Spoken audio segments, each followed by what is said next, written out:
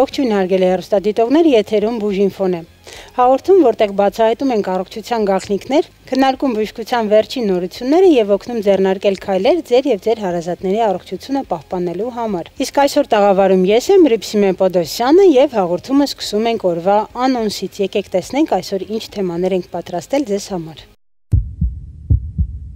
Այսօր դիտեք, ինչ առավելություններ ունեն ուլտրաձայնային հետազոտությունները այլ ախտորոշիչ մեթոդների համեմատ եւ ինչպես են դրանք կիրառվում ժամանակակից բժշկության մեջ։ Ինչ է իրենից ներկայացնում միզաքարային հիվանդությունը, ինչու է այն առաջանում եւ կարելի է արդյոք այն կանխարգելել։ Արդյոք սրտային խնդիրներ ունեցող երեխաների համար ֆիզիկական ակտիվությունը վտանգավոր է, թե ճիշտ վերահսկման դեպքում այն կարող է օգտակար լինել։ Երբ է ցանկալի կատարել լիպոմոդելավորող մերսումը, ում է այն ցուցված եւ ում հակացուցված, ինչպես նաև թե ինչ է իրենից ներկայացնում գալվանիզացիան եւ որ դեպքում է այն կիրառվում։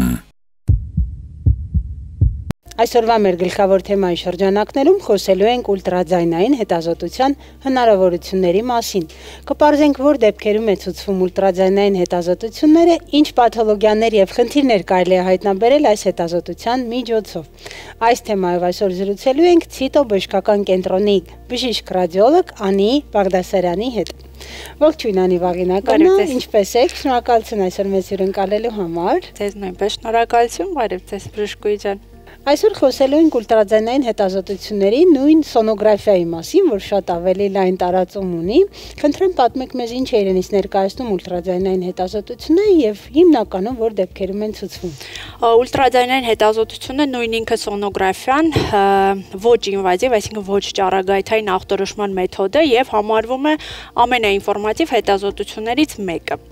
Ուրեմն կիրառվում է տարբեր հիվանդությունների ախտորոշման համար, ներքին օրգանների վիճակի գնահատման համար, բուժման ընթացքի վերահսկման համար նույնպես շատ օգնում է կլինիցիստներին։ Այո, կարելի ասել դրա համար միշտ շատ պահանջված է։ Այո, միշտ առաջնային ուղղակի հատկապես բժիշկների, ինչու ոչ առաջնային նաև վիրաբուժական կարծում եմ պրոֆիլի համար եւ հեշտ հասանելի, նշենք հեշտ հասանելի եւ մատչելի։ Այնպես նշեցիք ձեր պատասխանում ոչ ճառագայթային։ Կարծում եմ մեր հեռուստադիտողներին այդ հարցը եւս կհետաքրքրի,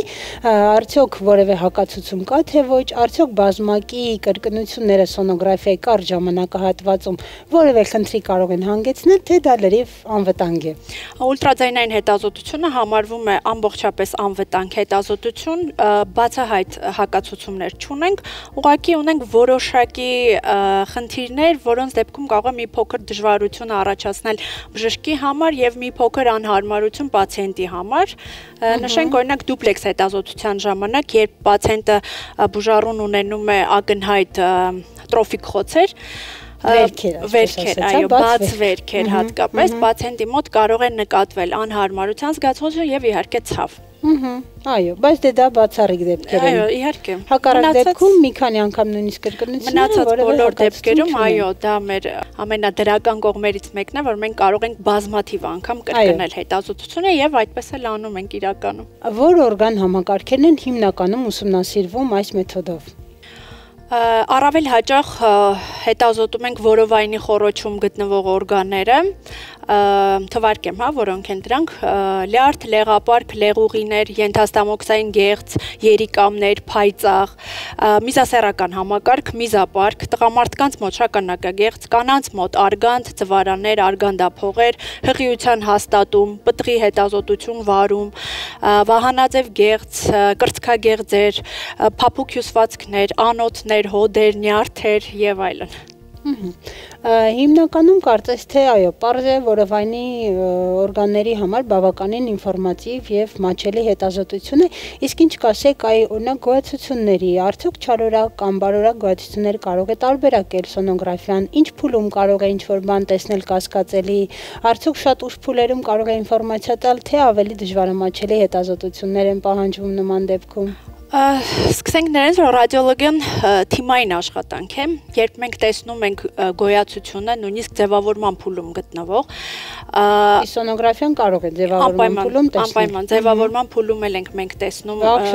վաղ շրջանում, այո, օգնության կարող են գալ արդեն մյուս հետազոտությունները, համակարգչային շերտագրում, մագնիսառեզոնանսային տոմոգրաֆիան, այո, եթե կարիքը լինի, կրծքագեղձի դեպքում իհարկե մամոգրաֆիան եւ այլն։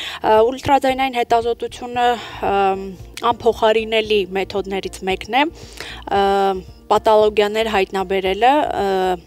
գոյացությունները բարորակ չարորակի դեպքում մի փոքր արդեն հավելյալ աշխատանք է պահանջում Այստեղ կուզենամ նշել էլաստոգրաֆիայի դերի մասին, որը համեմատած ավելի նորագույն մեթոդ է ուլտրաձայնային համակարգում, որը մեզ օգնում է որոշ դեպքերում խուսափել բիոպսիաներից եւ հստակ ասել գոյացությունը բարվորակ տիպի է թե չարորակ։ Եվ դա միայն ներողություն Վահանագեղձին չի վերաբերվում։ Ոչ, իհարկե ոչ, բոլոր տիպի գոյացություններին է վերաբերվում։ Մենք ունենք երկու տեսակի էլաստոգրաֆիա, հարված ալիքային եւ կոմպրեսիոն, ըստ սարքավոր տված հնարավորության մենք սովորաբար օգտագործում ենք երկուսը միասին։ Օրինակ կուզենամ նշել լյարդի դեպքում ֆիբրոզ փոփոխված լյարդային հյուսվածքը, ցիրոզի հասած լյարդը եւ գոյացությունները նույնպես շատ անփոխարինելի կարող ենք ասել էլաստոգրաֆիան։ Շատ հետաքրքիր է, կարծես թե դա միանման հետազոտություն է, ընդհանրապես սոնոգրաֆիա ինչն է փոխվում, տվիճը, միջոցը, տեխնիկան,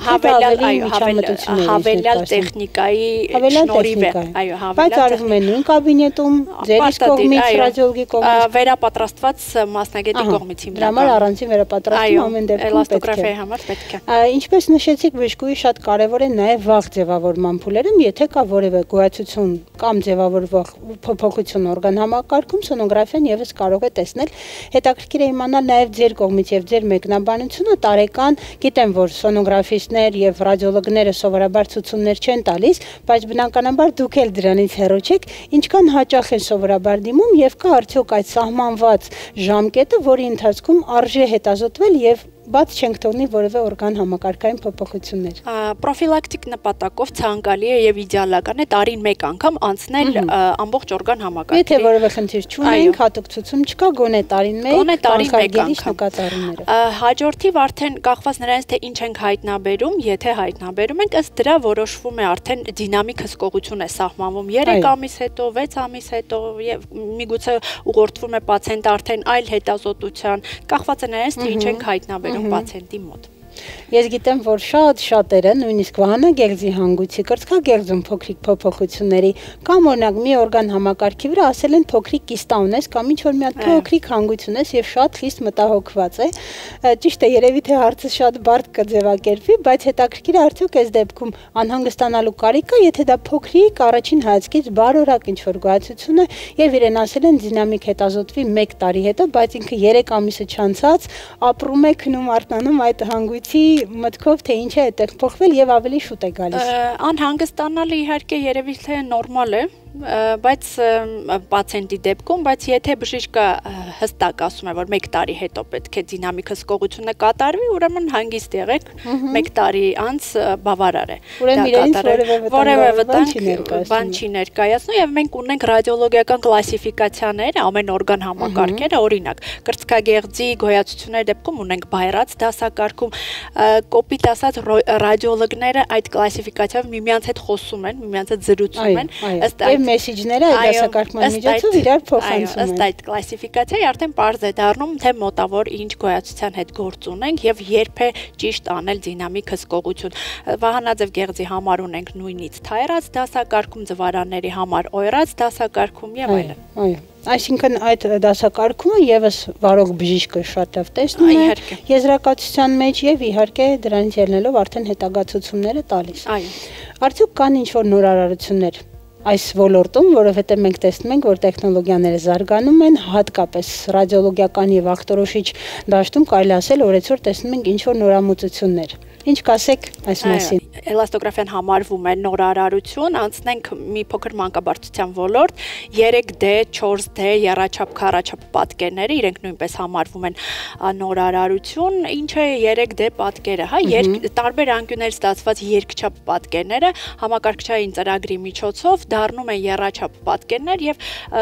թույլ է տալիս մասնագետին տեսնել պտղի դեմքը, վերջույթները, մարմնի մասերը, դրան գումարելով ժամանակային գործոն հետազոտությունը դառնում է 4D քառաչափ պատկերը, այսինքն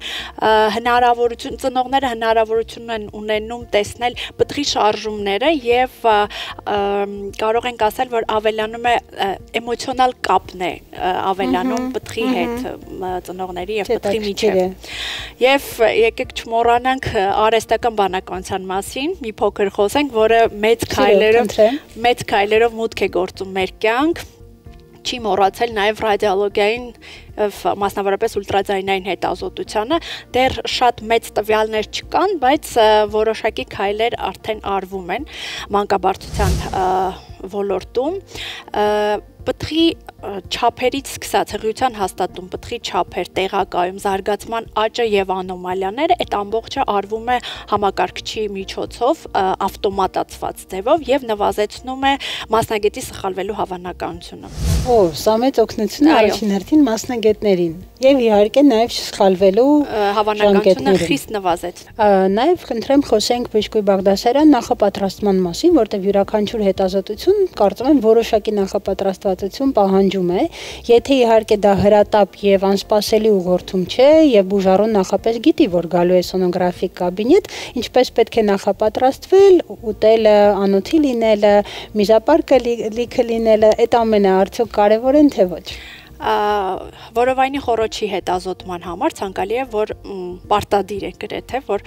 բուժառուն մոտենա սոված, այսինքն գոնե 6-ից 8 ժամ առաջ սնունդ չընդունել։ Բացատրենք ինչու։ Որպեսզի լեղապարկը կրճատված չլինի, երբ որ պացիենտը սնունդ է ընդունում, լեղապարկը կրճատվում է եւ այդ օրգանը արդեն տեսանելի չի լինում։ Եվ բացի այդ գազ առաջացնող սննդամթերքից պետք է խուսափել, որը նույնպես մեզ համար տեսադաշտը փակում է եւ որոշ բաներ կարող ենք լավ չտեսնել, կոպիտ ասած։ Այդ իսկ պատճառով ցանկալի է սոված մոտենալ, այո։ Իսկ փոքր կոնքի օրգանների հետազոտման համար եւ տղամարդիկ եւ կանայք պետք է մոտենան լիքը միզապարկով, իսկ կանանց մոտ եթե արվում է տրանսվագինալ հետազոտություն, պարտադիր չէ լիքը միզապարկը։ Ուրիշ հատուկ պատրաստություն կարծում եմ պետք չէ։ Կարծես թե մենք խոսեցինք այն մասին, որ հակացություններ եւ հատուկ սահմանափակումներ չկան, կան դեպքեր, որ օրինակ թեկուզ հղիության ժամանակ կամ փոքրիկների դեպքում արդյոք կա ինչ-որ էլի ժամկետ, որ պետք է սահմանափակել, որովհետեւ շատ մայրիկներ օրինակ մտահոգված ցանկանում են ավելի հաճախ կրկնել հետազոտությունը, արդյոք որոշակի սահմանափակում այստեղ ունենք։ Հղիության ժամանակ ունենք սկրինինգային ժամանակ, երբ պետք է արվի հետազոտությունը, առաջին հերթին պետք է հաստատենք հղիությունը, տեղակայումը, պտղապարկի արգանդի խոռոչում է թե ոչ, պտղի աճը, զարգացումը, պտղապարկի վիճակը, զարգացման անոմալիաները, որոնք ամեն մեկը ունի իրեն համապատասխան ժամկետը հետազոտվելու, այսինքն ուղղակիորեն պետք չէ գալ եւ հետազոտվել առանց բժշկի ցուցման, այս դեպքում մանկաբարձ գինեկոլոգի իրենք հստակ իրենց ժամկետները ունեն, թե երբ է պետք անել, ինչը երբ է պետք անել։ Այդ իսկ պատճառով արդեն այդ դեպքում կխուսափեն անիմաստ հետազոտություն։ Եթե արհեստամոքսային տրակտի խնդիրները այստեղ հաշվի չառնենք, օրինակ շատերը կարծում են, որ դա կարելի արդի լեղապարկի պատճառով լինի, այդ ցավերի դեպքում ինչ փոփոխություններ դուք կարող եք տեսնել նույն սուր լեղապարկի ենթաստամոքսային գեղձի փոփոխությունների դեպքում եւ արդյոք քիչ ժամկետներում կարելի է եւս մեկ անգամ կրկնել կամ երկու, որովհետեւ շատ դեպքերում մի պահ ոչինչ չի երևում, մեկ էլ պարզում է, որ իրոք սուր օրինակ լեղապարկի խնդիր է եւ պետք է հրատապ վիրահատել։ Ինչպես կմեկնաբանեք այս դեպքերը։ Քանի որ ուլտրաձայնային հետազոտությունը նշեցինք, որ հեշտ հասանելի հետազոտություն է, ցանկացած ցավի դեպքում, հատկապես սուր ցավերի դեպքում, բուժառուները դիմում են բժշկի ու ճիշտ են անում եւ ոչ մի խնդիր չկա, դիմում են եւ մենք կատարում ենք որովայնի խոռոչի ուլտրաձայնային հետազոտություն, եթե իհարկե ցավը գտնվում է որովայնի խոռոչում։ Առավել հաճախ հանդիպող խնդիրը, որը տալիս է ցավ որովայնի խոռոչում դեպի աջ թուլակող ճառագայթող, դա լեղապարկի խնդիրներն են, լեղաքարային հիվանդություններ, սուր լեղաքարային հիվանդությունները, այդտեղ արդեն գնահատվում է օրգանը ամբողջությամբ լեղապարկը բորբոքված է թե ոչ, քարերի արկայությունը, այո, քարերի արկայությունը բազմաթիվ է, եզակի են, ինչ չափերի են, ծորանին մոտ են, հեռու են, խցանում են, լեղածորանը խցանված է թե ոչ եւ այլն։ Երկրորդ տեղում ցավերի հետ կապված կարող եմ նշել երիկամաքարային հիվանդությունները, նույնպես սաստիկ ցավեր արդեն գոտկային հատվածում։ Այն պացիենտները, որոնք կյանքում գոնե մեկ անգամ ունեցել են երիկամաքարային խիտ, այսինքն այդ ախտանշանը քար գցելու ցավը զգացել են, իրենք երբեք չեն մոռանում եւ երբեք չեն շփոթում այդ ցավը ուրիշ ցավի հետ եւ միանգամից արդեն գիտեն, որ իրենց մոտ նորից նույն ցավի գնահատման սանդղակում 10-ն է իրենց նշած եւ միանգամից մոտենում են եւ հիմնականում չեն սխալվում։ Փաստորեն դա եւ լյարդի եւ ենթաստամոքսային գեղձի, երիկամի, այլ լյարդի մասին էլ կուզենամ խոսել, որովհետեւ էլի շատ բուժառուներ են լինում, ովքեր ֆիքսվում են լյարդի դիֆուզ փոփոխությունների վրա եւ լյարդի ճարպակալման։ Եթե կարելի է երկու բառել այդ մասին ասեք, արդյոք դա ախտորոշում է, արդյոք պետք է մտահոգվել թե ոչ։ Շատ ակտուալ խնդիր է մեզ մոտ, քանի որ մեր ազգը այսպես սիրում է համով ուտել, իսկ համով ուտելը միշտ չի որ առողջ արարը, մենք գիտենք, դա չէր կարող ճանրադառնալ լյարդին։ Շատ մեծ դեպքերում մեզ մոտ մենք տեսնում ենք լյարդի ճարպակալում ունեցող պացիենտներին, դրանից հետո պացիենտը ուղղորդվում է հիմնականում թերապևտի կամ գաստրոենտերոլոգի մոտ, համապատասխան մասնագետի մոտ, այո, հետո անպայման պետք է ստուգել խոլեստերին ֆրակցիաներով, ըստ այդմ սկսվի բուժման փուլը, առողջ ապրելակերպ, ֆիզիկական ծանրաբեռնվածություն, դեղորայք եւ այլն։ Էլաստոգրաֆիայի հետ կապված մի փոքր առաջ որ նշեցինք, ինքը այստեղ եւս անփոխարինելի մեթոդ է ֆիբրոզի աստիճանը որոշելու համար։ Դա շատ կարեւոր է, որտեղ մեզ ավելի մատչելի կասեք, ինչ է այդ ֆիբրոզը լյարդի։ Մեզ նախկինում մեզ թվում էր, որ լյարդը ճարպակալված է, խոլեստերինը բարձր է, մենք կիչացնենք խոլեստերինը, լյարդը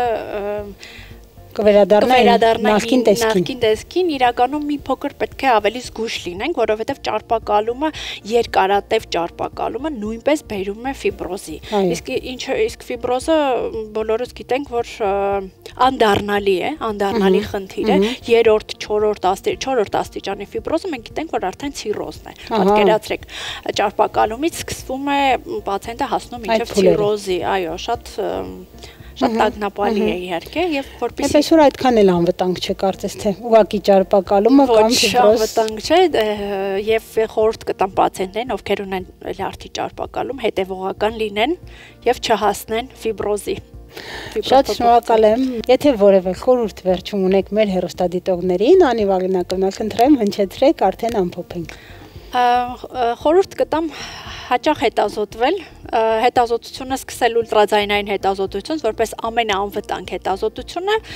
եւ լինել առողջ։ Շնորհակալ եմ անչափ հետաքրքիր զրույցի համար։ Դե ինչ, այսօր մենք զրուցեցինք ուլտրաձայնային հետազոտության հնարավորություններից, զրուցում էինք Ցիտո բժշկական կենտրոնի ռադիոլոգ բժիշկ Անի Բաղդասարյանի հետ եւ քննարկեցինք առհասարակ սոնոգրաֆիայի ցուցումների ախտորոշման որպես կարևորագույն եւ առաջնահերթ մեթոդ եւ բժշկուին ինչպես էլ խորհուրդ տվեց, կարող եմ միանալ այդ խորհրդին եւ մաղթանքին, որ լինեք առողջ, չմոռանաք հետազոտվել եւ եթե ձեզ տրվել է ցուցում այցելել սոնոգրաֆիկ կաբինետ, ապա որևէ կերպ չխուսափեք, այլ ճիշտ հակառակը, այն լինելով շատ մատչելի եւ հասանելի հետազոտություն, կարող է լինել անփոխարինելի, հատկապես առաջնային փոփոխությունների ախտորոշման դեպքում։ Իսկ այս պահին տեղափոխվենք խորհուրդ մասնագետից էջ։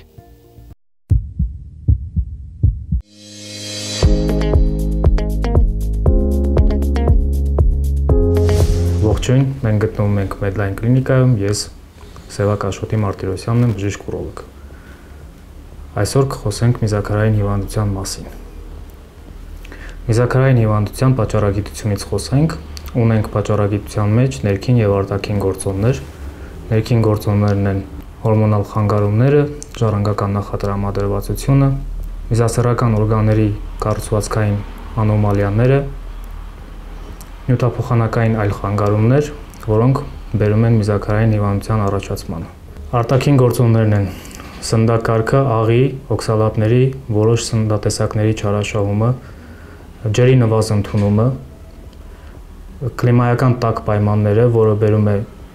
հիվանդների մոտ ջրազրկման եւ միզաքարային հիվանդության առաջացման ռիսկի բարձրացման, ինչպես նաեւ որոշ դեղորայքի ընդունումը։ Միզաքարային հիվանդությունը ախտորոշվում է անամնեստիկ եւ լաբորատոր գործիքային հետազոտությունների արդյունքում։ Անամնեստիկ տվյալներում պացիենտների մոտ հաճախակի նշվում է ցավգոտքային շրջաններում դժվարամիզություն, ցավոտ միզարձակություն, ինչպես նաև կարող է լինել ջերմություն։ Լաբորատոր հետազոտություններից կարևոր են մեզի եւ արյան ընդհանուր քննությունները, մեզի հետազոտություններով հայտնաբերվում է հիպերկալցիուրիա, աղերի մեծ քանակներ, ինչպես նաև կարող են լինել բակտերիաներ։ Գործիքային հետազոտություններից ամենահասանելին միզասեռական օրգանների ուլտրաձայնային հետազոտությունն է, ինչպես նաև ռենտգեն հետազոտությունը, որոնց արդյունքում հայտնաբերվում է քարերի մեծ մասը։ Ամենաճշգրիտ հետազոտության մեթոդը համակարգչային շերտագրությունն է կոնտրաստավորումով, որի դեպքում հայտնաբերվում են գրեթե բոլոր տեսակի միզային քարերը։ Բուժման մեջ տարբերում ենք պահպանողական եւ վիրահատական բուժում։ Պահպանողական բուժման դեպքում պացիենտների նշանակվում են դեղամիջոցներ, որոնք նպաստում են քարերի ինքնահեռացմանը։ Դրանք կիրառվում են կես սանտիմից փոքր, այսինքն փոքր չափսի քարերի դեպքում։ Ավելի մեծ քարերի դեպքում կիրառվում են վիրահատական միջամտություններ։ Դրանցից են հեռահար քարափշրումը, որը ամենաքիչ ինվազիվ մեթոդն է համարվում, սակայն նրա ցուցումները ժամանակակից տեխնոլոգիաների զարգացման հետ մեկտեղ ավելի նվազ են դառնում, քանի որ մյուս հնարավոր տարբերակները թույլ են տալիս պացիենտին քարից ազատվել ավելի շուտ, քան 1 օրում։ Մյուս տարբերակներից են քարերի էնդոսկոպիկ լազերային քարափշրումները։ Դրանք կատարվում են ինչպես երիկամների քարերի, այնպես էլ միզուղիների տարբեր հատվածներում գտնվող քարերի դեպքում։ Սիրով ուզում եմ ձեզ տեղեկացնել, որ Medline Clinic-ում առկա են էնդոսկոպիկ լազերային քարափշրման համար բոլոր հնարավոր միջոցները, ինչպես նաև միզաքարային հիվանդության ախտորոշման բոլոր հնարավոր լաբորատոր եւ գործիքային հետազոտությունները։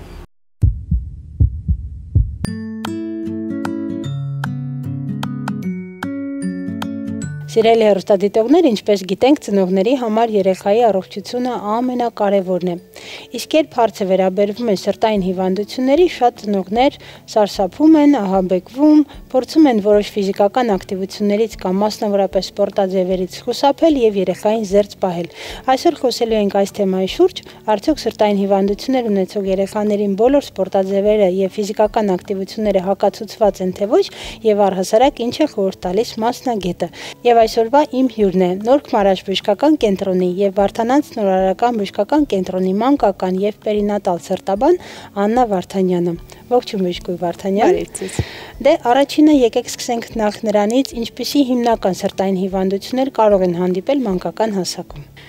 Երեխաների մոտ ամենահաճախ հանդիպող սրտային խնդիրները դրանք սրտի բնածին արատներն են, ինչպես նաև հնարավոր են սրտի փականային հիվանդություններ, նաև սրտամկանի հիվանդություններ։ Փաստորեն այս հիվանդությունները կարող են ախտորոշվել եւ ծնվելուց անմիջապես հետո եւ մի փոքր ավելի մեծ հասակում, հիմնականում բոլորը արդեն մի ծնե կարողանում են օրինակ ախտորոշել։ Ախտորոշումը ի սկզբանե սկսում ենք պտուղ կարգավիճակից, հնարավոր է արատների մեծ մասի ախտորոշումը պտուղ կարգավիճակում, ծանր արատները մեծամասամբ հայտնաբերվում են արդեն իսկ ծնվելուց հետո, եթե պտուղ կարգավիճակում չեն հայտնաբերվել, իսկ թեթև արատները արդեն հայտնաբերվում են հիմնականում մի քանի տարեկան հասակում։ Դե ինչ, սկսենք զրուցել առհասարակ երեխաների, մանկական, ինչու ոչ նաև պատանեկան հասակում, արդյոք սպորտային ակտիվությունը երեխաների դեպքում հակացուցված է, եթե ունեն այս կամ այն սրտային ախտորոշումը։ Ինչպես բոլոր առողջ բալիկների դեպքում, այնպես էլ սրտի խնդիր ունեցող բալիկների դեպքում սպորտային ակտիվությունը, ֆիզիկական ակտիվությունը պարտադիր է։ Արդեն կախված նրանից ցանկալի է եւ պարտադիր։ Այո, պարտադիր է։ Կախված նրանից, թե ինչպիսի խնդիր ունենք, բնածին արատ ունենք, թե ձեռքբերովի խնդիր ունենք եւ ինչ ծանրության աստիճան ունի այդ խնդիրը, այդ իրավիճակում հնարավոր է սրտաբանի կողմից դրվեն որոշակի սահմանափակումներ, բայց ֆիզիկական ակտիվությամբ պետք է զբաղվեն բոլոր երեխաները։ Այսինքն ֆիզկուլտուրայի դասերը ոչ մի դեպքում բաց թողնել պետք չէ։ Պարտադիր պետք է մասնակցել։ Ամերիկյան սրտաբանների ասոցիացիան փաստում է, որ ֆիզիկական ակտիվությունը ոչ միայն բարձրացնում է կյանքի որակը, այլ նաև երկարացնում է կյանքի տևողությունը։ Շատ կարևորվում է ամենօրյա ֆիզիկական ակտիվությունը, եւ նստակյաց կյանքը կարող է բերել այնպիսի խնդիրների, ինչպիսիք են ճարպակալումը, որը ինքը իրենից արդեն իսկ առանձին հիվանդություն է համարվում, ինչպես նաև սրտի այլ խնդիրների հետազոտությունների ռիսկն է մեծացնում, բացի այդ ֆիզիկական տոլերանտությունն է նվազեցնում։ Եթե կարելի է փակագծերը բացեք, այն ինչ է նշանակում տոլերանտության բարձրացումը։ Այսինքն այն երեխաները, ովքեր չեն ունենում ֆիզիկական ակտիվություն, երկարատև նստակյաց կյանք են վարում, էկրանի առջև անցկացած ժամանակը շատ է լինում նորմայից, այդ իրավիճակում ուղղակի մի քանի աստիճան բարձրանալուց անգամ երեխաների մոտ կարող է հեվոց սկսել։ Դա իրենից ներկայացնում է ֆիզիկական տանելիության կամ տոլերանտության աստիճանի նվազեցում։ Արդյոք կան հստակ չափորոշիչներ, ինչպես է որոշվում, որ ֆիզիկական ակտիվությունն է թույլատրելի, որը ոչ երեխայի։ Իհարկե կան, դրանք որոշվում են մանկական սրտաբանի կողմից, եթե երեխան արդեն իսկ ունի սրտային խնդիր, ապա անհրաժեշտ է հետազոտություններ, երբեմն լրացուցիչ հետազոտություններ է անհրաժեշտ, որ իրենից ներկայացնում է էխոսրտագրությունը, ծանրաբեռնվածության կամ տրեդմիլ տեստը, որի արդեն արդյունքներից ելնելով մանկական սրտաբանը հնարավոր է դնի որոշակի սահմանափակումներ։ Իսկ ինչ նախնական հետազոտություններ եւ բժշկական ստուգումներ են անհրաժեշտ, որպեսզի երեխան անվտանգ կարողանա սպորտային ակտիվությանը մասնակցել։ Սպորտային ակտիվությունից առաջ պարտադիր է էլեկտրասրտագրություն հետազոտությունը եւ մանկաբուժի կողմից կամ մանկական սրտաբանի կողմից ֆիզիկալ զննումը։ Եթե ֆիզիկալ զննմամբ կամ էլեկտրասրտագրությամբ հայտնաբերվում է որևէ խնդիր, այդ իրավիճակում նշանակվում է լրացուցիչ հետազոտություններ։ Հնարավոր է էխոսրտագրություն իրականացվի կամ տրեդմիլ հետազոտություն իրականացվի։ Իսկ արդեն պրոֆեսիոնալ սպորտով զբաղվող երեխաների պարագայում, որոնց մոտ ֆիզիկական ծանրաբեռնվածությունը բավականին մեծ է, պարտադիր է տարեկան զննումը, որն իրենից ներկայացնում է էլեկտրասրտագրություն, էխոսրտագրություն եւ ծանրաբեռնվածության տեստի իրականացում։ Շատ լավ։ Այսինքն ես կարող եմ եւ չմտաբերեմ իմ բալիկի փորձից ելնելով, փաստորեն առաջինից դասարանից երկրորդ, երբ որ սկսում են ֆիզկուլտուրայի դասերը, պարտադիր երեխան պետք է իր վարող մանկաբուժի կողմից ցուցում ստանա, անցնի գոնե էլեկտրոսրտագրությունը, անգամ պարտադիր է այդ հետազոտությունը եւ պարտադիր է նաեւ մանկաբուժի կողմից ֆիզիկալ զննումը։ Որոնք են այն վտանգավոր նշանները, որոնց դեպքում պետք է անհապաղ դիմել բժշկի եւ միանգամից դադարեցնել ֆիզիկական ակտիվությունը։ Ֆիզիկական ակտիվության ժամանակ գլխապտույտի առկայությունը, ուշագնացությունը կամ նախաուշագնացության վիճակը, երբ երեխան գունատվում է, շրթունքները կամ եղունգները կապտում են, եթե ունենում է արտահայտված սրտխփոց, որը մի քանի րոպե հանգստից հետո չի ընդհատվում, կամ երեխան նշում է խիստ անկանոն սրտի աշխատանք, ինչպես նաև հեվոցը կամ շնջարկելությունը, երբ մի քանի րոպե հանգստից հետո չի ընդհատվում եւ նույն ձևով շարունակվում է։ Այդ իրավիճակում պարտադիր պետք է ընդհատել ֆիզիկական ակտիվությունը, եթե անհրաժեշտություն կա առաջին բուժօգնություն ցույց տալ եւ արդեն կախված գանգատից եւ տվյալ իրավիճակից կամ շտաբ կարգով կամ պլանային կարգով դիմել արդեն նեղ մասնագետի։ Եթե կարելի այս հատվածը կուզենայի մանրամասնել, օրինակ տեսեք, եթե ֆիզիկական ակտիվությունը երեխան արել, կա որոշակի բնականաբար շնչարկելություն, նույնիսկ կարող է ինչ-որ մկանացավ կամ ծակոցներ ունենա որովայնի շրջանում, այ որոնք են համարվում ֆիզիոլոգիական նորմա եւ որը ոչ, օրինակ, չգիտեմ, ես լսել եմ շատ երեխաներ ասում են ականջս խշաց, աղմուկ եղավ, այ ձեր ասած մթագնում աչքերի առջև, դրանք կարելի է տարանջատել հստակորեն։ Դրանք պետք է սպասել մի քանի րոպե։ Եթե մի քանի րոպե հանգստից հետո այդ ախտանշանները անցնում են, այդ իրավիճակում դա մտնում է արդեն ֆիզիոլոգիական նորմայի մեջ։ Իսկ եթե նույն ձևով շարունակվում է, ապա պետք է դիմել մասնագետի։ Այսինքն որևէ կերպ այն մասին չի խոսում, որ դա խիստ ինտենսիվ է եւ երեխայի համար տեղին չի եղել, եթե մի քանի րոպե անցնում է։ Չէ։ Շատ լավ։ Արդյոք կան մարզաձևեր, որոնք հատկապես ցուցված են սրտային խնդիրների դեպքում եւ այնպիսիք, որոնք առհասարակ պետք է խուսափել զբաղվել երեխաների դեպքում։ Քանի որ խնդիրները շատ բազմազան են, հստակ չեմ կարող առանձնացնել այնպիսիները, որոնք բոլորին ցուցված են կամ բոլորին հակացուցված են, ինչպես արդեն նշեցի, մոտեցումը մանկական սրտաբանի կողմից անհատական է, յուրաքանչյուր երեխայի եւ խնդրին համապատասխան։ Կարող եմ փորձել ընդհանրացնել եւ ասել, որ թեթև մարզաձևերը, որոնք իրենց ներկայացնում են լողը, արագ քայլքը, պարը, յոգան, դրանք գրեթե բոլորին ցուցված են եւ բոլորը կարող են դրանով զբաղվել, չհաշված խիստ հազվադեպ դեպքերը։ Իսկ եթե մանկական սրտաբանի կողմից չունենք ցուցում դրված ֆիզիկական ակտիվության սահմանափակման, ապա հորդորում եմ բոլոր ծնողներին եւ մանկավարժներին, որպեսզի չդնեն արհեստածին սահմանափակումներ երեխաների առջև, զուտ իրենց վախերից ելնելով, քանի որ շատ կարեւոր է ֆիզիկական ակտիվությունը, ինչպես ֆիզիկական, այնպես էլ հոգեսոցիալական առողջության համար։ Միշտ չէ, որ ֆիզիկական թեթև ակտիվությունը բավարար է լինում առողջ մկանային հենքի եւ առողջ հենաշարժիչ համակարգ ձևավորելու համար։ Այդ պատճառով, եթե չկան միջին կամ ավելի ակտիվ ֆիզիկական ակտիվության հակացուցումներ, ցանկալի է, որպեսզի շաբաթը մինիմում 3 անգամ 1 ժամ տևողությամբ երեխան ունենա միջին ֆիզիկական ակտիվություն։ Շատ լավ, շնորհակալ եմ անչափ զրույցի համար։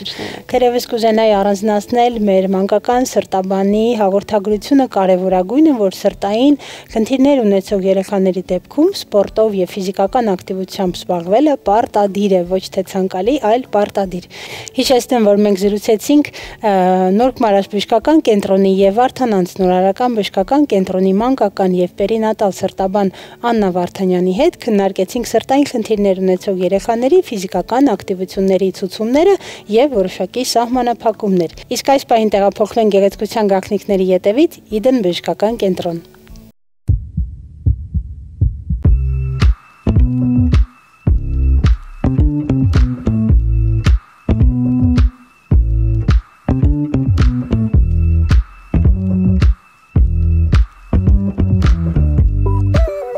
Սիրելի հեռուստադիտողներ, այժմ գտնվում ենք Իդեն բժշկական կենտրոնում։ Մեզ հետ լինելու է մասնագետ, կինեզոլոգ մեր սող Ագապի Բզնունին, ողջույն Ագապի։ Բարև ձեզ։ Ում հետ այսօր զրուցելու ենք լիպոմոդելավորող մերսման մասին,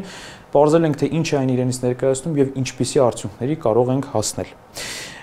Ագապի, մի փոքր պատմիր, ինչ է նշանակում լիպոմոդելավորող մերսումը, ինչ նպատակով է այն կատարվում։ Լիպոմոդելավորող մերսումը ոչ ինվազիվ միջամտություն է, որի նպատակն է նվազեցնել ճարպային կուտակումները, ունենալ ցելյուլիտի նվազում եւ իհարկե մարմնի մոդելավորում, մաշկի ձգում, առանցքականություն։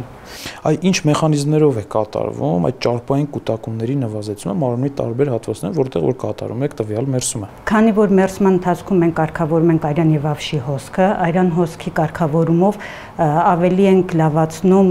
ճարպաբջիջների մետաբոլիզմը, թույլ չտալով ճարպանյութերի կուտակումը։ Ավշային հոսքի բարելավումով օրգանիզմից դուրս է գալիս ավելորդ հեղուկը եւ տոքսինները, ոչ օգտակար նյութերը, կարգավորում է օրգանիզմի նյութափոխանակությունը եւ թույլ չի տալիս, որպեսզի օրգանիզմում լինեն ճարպային կուտակումներ, ցելյուլիտի առկայություն, քաշի ավելացում։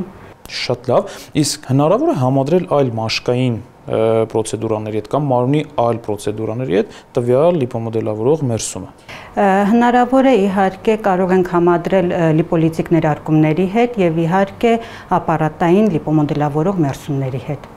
Շատ լավ, եկեք մի փոքր խոսենք ցուցումների մասին։ Ում է ցուցված, երբ է ցուցված։ Ցուցված է, երբ պացիենտը նկատում է քաշի ավելացում, ճարպային կուտակումներ, ցելյուլիտ, իհարկե եւ երբ ցանկանում է ունենալ ձևավորված գեղեցիկ մարմին։ Հակացուցումներն են տարբեր տեսակի գոյացությունները օրգանիզմում, անոթային խնդիրները եւ մաշկային հիվանդությունները։ Շատ բարի։ Ինչքան ժամանակ է հարկավոր բուժառուին եւ ձեզ, որպեսզի ստանաք տեսանելի արդյունք, այսինքն մոտավորապես քանի պրոցեդուրա է պետք է հաճախի բուժառուն։ Անհրաժեշտ է կատարել 9-ից 12-15 սեանս, հենց առաջին սեանսից հետո տեսնում ենք որոշակի փոփոխություն, սակայն ավելի ամրապնդելու, ավելի տեսանելի փոփոխության համար կուրսը անհրաժեշտ է, պարտադիր է։ Իսկ որքան է տևում մեկ սեանսը։ Մեկ սեանսի տևողությունը 75 րոպե, մեկ հատվածի հետ աշխատելու ժամանակ։ Անչափ շնորհակալ ենք Ագապի մանրամասն բացատրելու համար։ Դե ինչ սիրելի հեռուստադիտողներ, իսկ այժմ տեսնենք եւ բացահայտենք, թե ինչ է իրենց ներկայացնում լիպոմոդելավորող մերսումը գործնականում։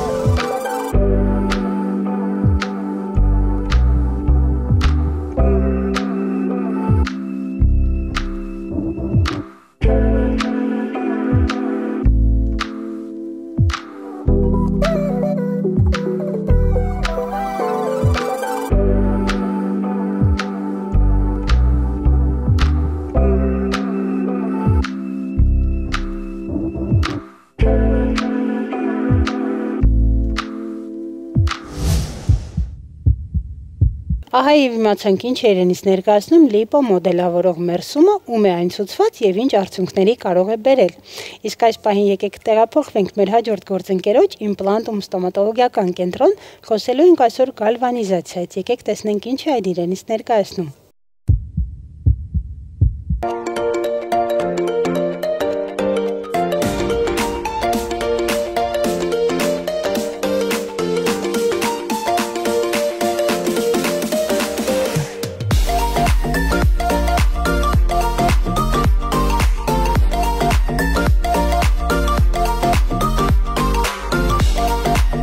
Ողջույն հարգելի հեռուստադիտողներ, մենք գտնվում ենք մեր գործընկեր իմպլանտում ստոմատոլոգիական կենտրոնում եւ այսօր զրուցելու ենք բժիշկ Ցոլեր Քեշիշօգլյանի հետ մի հետաքրքիր երևույթի, այն է գալվանիզացիան ատամնաբուժական պրակտիկայում։ Խնդրեմ բժշկուհի Ցոլեր, պատմեք մեզ ինչ է իրենից ներկայացնում գալվանիզացիա երևույթը ատամնաբուժության մեջ։ Գալվանիզացիան այն երևույթն է, երբ օրգանիզմում առաջանում են թույլ էլեկտրական հոսանքներ, ինչպես է առաջանում, երբ բերանի խոռոչում առկա են տարբեր մետաղական կոնստրուկցիաներ, դրանք մտնում են էլեկտրաքիմիական ռեակցիայի մեջ թքի հետ եւ արդեն առաջացնում են այդ թույլ էլեկտրական հոսանքները։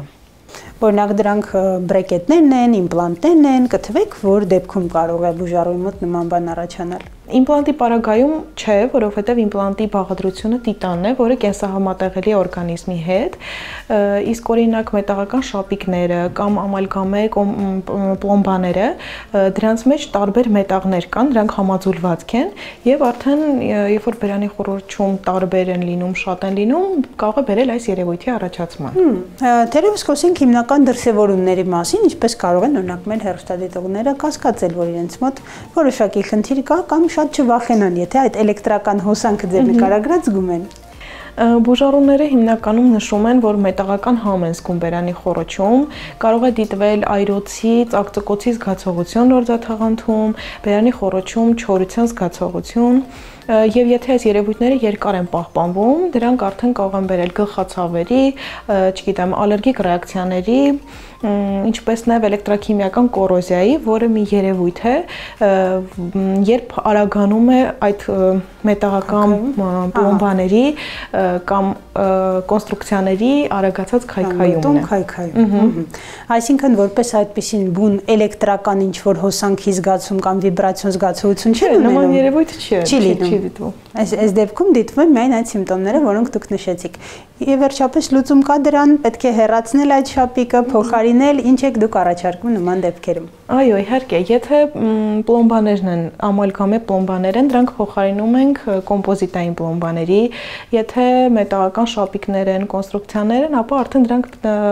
փոխարինում ենք ոչ մետաղական օրգանիզմի համար համատեղելի նյութերով։ Արդյոք այս երևույթը մեծ տարածվածություն ունի եւ ինչպիսի կանխարգելման միջոցներ կան։ Ներկայումս շատ տարածված չի, որովհետեւ ժամանակակից ստոմատոլոգիայում ավելի քիչ է կիրառվում մետաղական կոնստրուկցիաները կամ հենց պլոմբաները, ամալգամե պլոմբաները, հետեւաբար շատ տարածված չի, իսկ ինչպես կանխարգելել, առհասարակ չդնել այդպիսի պլոմբաներ։ Առհասարակ խորհուրդ ենք տալիս, որպեսզի շապիկները կամ կոնստրուկցիաները չլինեն մետաղական եւ իհարկե կարելի ասել այլևս չի կիրառվում ամալգամե պլոմբաները, օգտագործում ենք միայն կոմպոզիտային պլոմբաներ։ Շատ լավ, շնորհակալ եմ զրույցի համար, հիշեցնեմ, որ մենք գտնվում ենք իմպլանտում ստոմատոլոգիական կենտրոնում եւ այսօր պարզեցինք, որ ատամնաբուժական պրոֆիլում գալվանիզացիա երևույթ եւս կա եւ փաստորեն բերանի մետաղական համը, դիսկոմֆորտը, տհաճ զգացողությունները կարող են ոչ ճիշտ պլոմբավորման հետևանք լինել եւ խիստ անհրաժեշտ է դիմել մասնագետի։ Այս հարցերը մեզ լուսաբանեց բժշկուհի Ցոլեր Քեշիշօգլյանը։ Դեռ կհանդիպենք։ Դե ինչ, այսօր պատրաստել էինք այսքանը, հարգելի հեռուստադիտողներ, իսկ մինչ թեմաների ամփոփումը հիշեցնեմ, որ մեր հաղորդումները կարող եք դիտել նաև մեր YouTube-յան ալիքում։